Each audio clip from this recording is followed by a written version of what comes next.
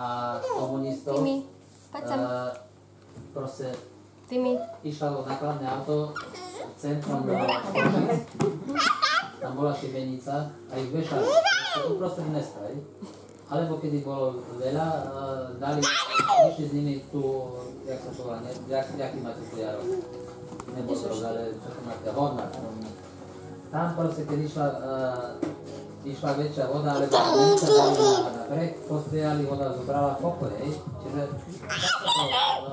to určite mery likvidovalo. A potom tí Židia, čo ostali, bola nejaká ťajarňa tam, keď ideš od železnici, kde sa bola ťajarňa, tam boli ako tí Židia 12 000 a proste oni išli naraz za kostol Maďarska. Stávali sa také prípady, že proste išli nejakí Židia takí navyše a medzi Košicami a Prešovom nevedeli, čo s nimi, ako ostali, tí dobyčania. Tak použili systém, čo Hovan, oni asi 300-600 proste pustili, ciangali do tých dobyčakov a tak ich utrapili.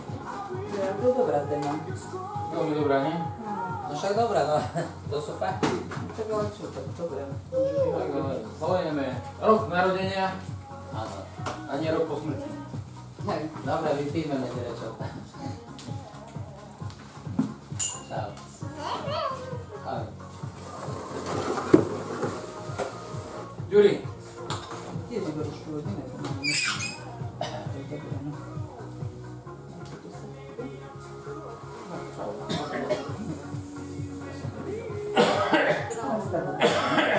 Tak si hovorí, že nemá nič ostalo. A tak si myslím, že také zakúska by si dobré. Čakaj, sú si dobré. A čo mi dali tie